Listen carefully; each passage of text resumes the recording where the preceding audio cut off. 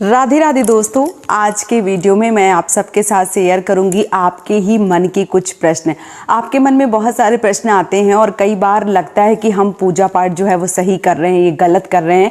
बहुत सारी चीज़ें जो है वो अगर मन में उथल पुथल मचाती हैं तो यकीनन आज का वीडियो जो है वो आप सबके लिए होने वाला है, क्योंकि आज के वीडियो में मैं आपके ही प्रश्नों का जवाब जो है वो देने वाली हूँ। कौन कौन से प्रश्न, चलिए एक बार जो प्रश्न है उन पर नज़र जो है वो डाल लेते हैं। सबसे पहला प्रश्न है कि भगवान को हमें नित्य स्नान जो है वो करवाना चाहिए या नहीं करवाना चाहिए, यानी कि भगवान जो भी हमने अपने घर में भगवान रखे हैं उनको हमें रोज स्नान करवाने की आवश्यकता है या नहीं है। तो देखिए, अगर आपके घर में विग्रह रखे हैं, विग्रह यानी कि पीतल की मूर्तियां, जो लड्डू गोपाल होते हैं या जो शालिग्राम भगवान होते हैं, या पीतल की बहुत सारी मूर्ति, राधा कृष्ण हो गए आपके, या भगवान श्री हरि विष्णु हो गए, गणपति भगवान हो गए, बहुत सारे आपने विग्रह अगर रखे हुए हैं तो हाँ, आपको रोज स्नान जो है वो करवाने की आवश्यकता होती है।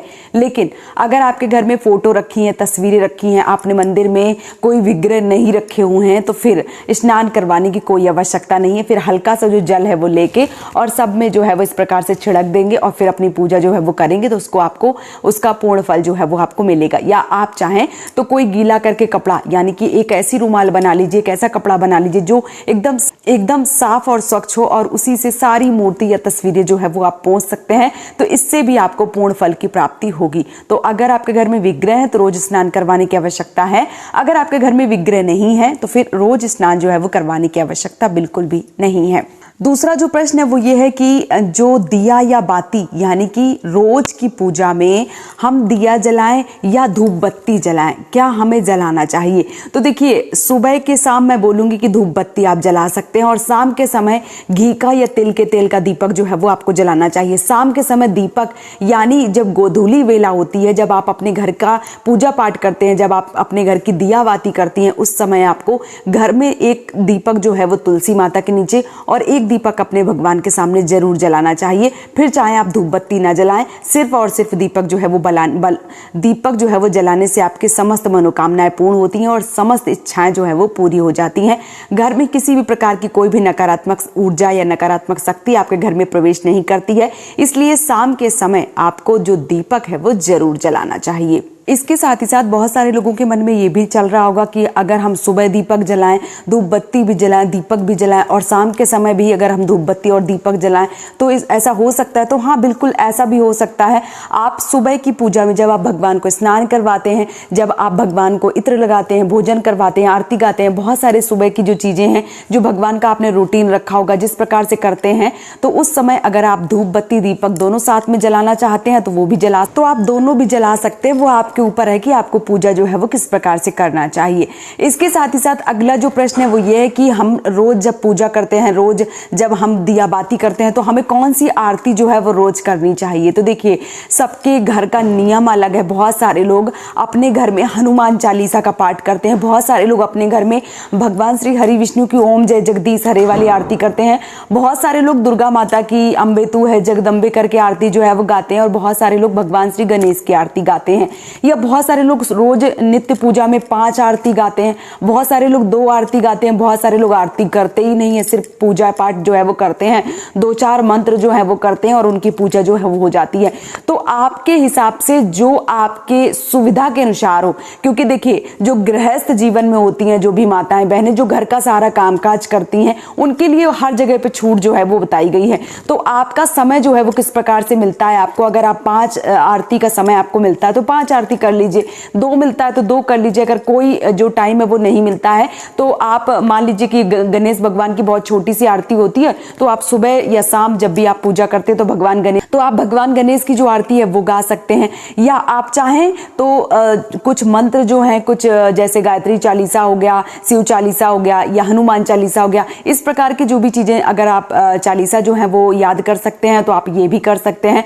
और इसके साथ ही साथ आप देख लीजिए कि आप ऑफिस के लिए लेट हो हो रहे हैं तो आप कितनी जल्दी पूजा करना चाहती हैं, कितना समय है आपके पास, उस प्रकार से आप आरती जो है वो कर सकते हैं। सबके समय मैं बोल दूं रोज की आप 5 आरती जो है वो सुबह करेंगे और 5 शाम को करेंगे तो देखिए जो कार्य है वो भी बहुत जरूरी है। अगर काम नहीं करेंगे तो फिर सारा जो चीजें हैं वो अस्त व्यस्त हो जाएंगी। तो भगवान के लिए एक समय जो है वो निकालिए। भगवान, आप श्रद्धा और भाव से भगवान को अगर सर भी झुकाएंगे ना, हाथ भी जोड़ेंगे, वो आपके लिए बहुत ज्यादा होगा। लेकिन अगर आप पूरा दिन आरती करते रहेंगे, कामकाज के लिए नहीं जाएंगे तो ये भी ठीक नहीं रहेगा। तो मेरा यही मानना है कि जैसा आपके पास समय हो, जो भी गृहिणी है या जो भी ऐसे भाई बंधु जो ऑफिस जाते हैं या जो भी माताएं बहनें ऑफिस जाती हैं, तो जैसा उनके पास टाइम हो उस प्रकार से आरती जो है वो गा सकती हैं, चालीसा पढ़ सकती हैं। इसके साथ ही साथ एक प्रश्न जो है वो और आया था कि भगवान के जो बर्तन है वो हमें रोज धोने चाहिए। तो बिल्कुल हाँ, जिन बर्तनों में हम भगवान का नित्य रोज पूजन करते हैं, चाहे वो दीपक हो गया, जो पीतल का दीपक है जिससे हम रोज आरती करते हैं, वो दीपक रोज धोना चाहिए। भगवान का जिसमें हम भोजन रखते हैं, पानी रखते हैं, जिससे भगवान की जो प्लेटें हैं, जो कटोरी, जिसमें भी आप बर्तन जो है वो भगवान के रखे हुए हैं, या जो बर्तन ऐसे जिसमें भगवान का रोज भोजन, प्रसाद या भोग या पूजा आरती जो भी होता है, वो भगवान के बर्तन जो है वो रोज धोने चाहिए। अब आप लोग सोचेंगे कि रोज कैसे धों, तो भले ही आप पानी से ही धोएं, जल से ही धोएं, लेकिन रोज धोना चाहिए। क्योंकि आप अपने जूठे बर्तनों में भोजन नहीं कर सकते हैं तो भगवान के लिए आप जूठे बर्तन जो है वो कैसे रख सकते हैं, है ना। तो इस बात का आपको विशेष रूप से ध्यान जो है वो रखना चाहिए। और कभी भी जूठे बर्तनों में, चाहे वो जूठा दीपक हो गया, एक दिन का जलाया, उसमें बत्ती रखी हुई है, जूठा है, उसी के ऊपर एक और आपने बत्ती रखी और जला दिया, तो ऐसा कहते हैं कि अगर आप इस प्रकार से दीपक जलाते हैं तो घर में क्या होता है कि पैसे की जो किल्लत है वो होने लगती है, जो कर्जा है वो बहुत ज्यादा आपके ऊपर होने लगता है। इसलिए कभी भी जूठे बर्तनों में भगवान की पूजन अर्चन जो है वो नहीं करनी चाहिए।